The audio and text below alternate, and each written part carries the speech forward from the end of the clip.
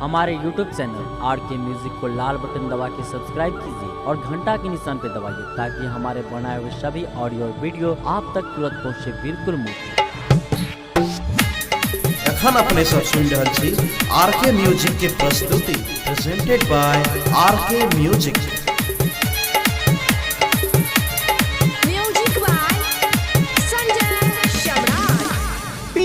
परदेश में कोना डोज रोज बर्दाश्त करै छी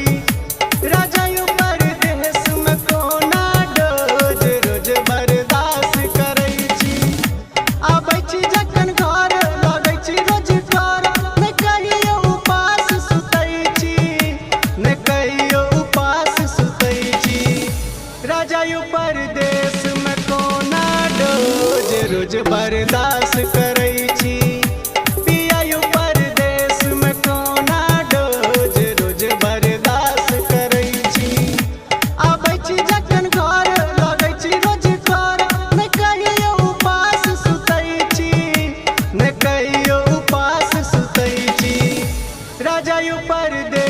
में कोना डोज रोज बर्दाश्त करै छी पिया यू परदेश में कोना डोज रोज बर्दाश्त करै छी।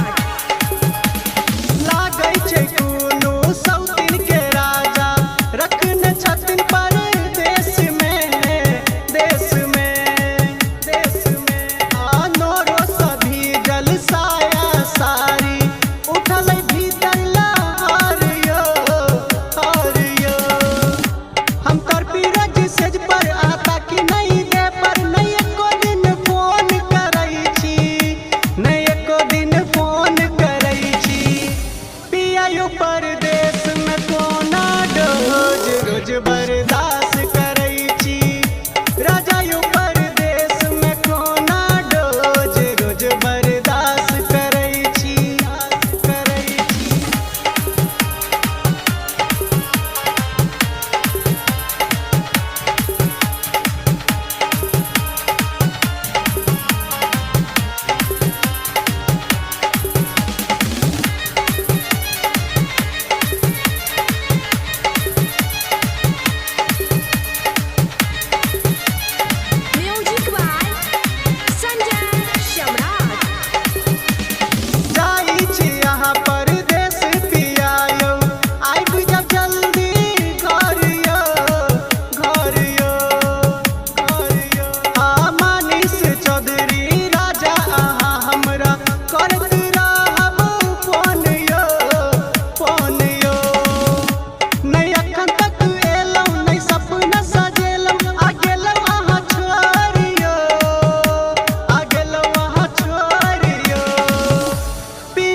परदेश में कोना डोज रोज बर्दाश्त करै छी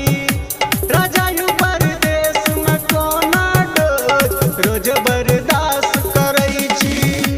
आबै छी जखन घर लगै छी रोज घर नै कहियो उपास सुतै छी नै कहियो उपास सुतै छी राजा यू परदेश में कोना डोज रोज बर्दाश्त करै छी पिया यू परदेश में कोना डोज रोज बर्दाश्त करै छी आबै छी जखन घर लगै छी रोज घर नै कहियो उपास सुतै छी नै कहियो उपास सुतै छी राजा यू परदेश में कोना डोज रोज बर्दाश्त करै छी।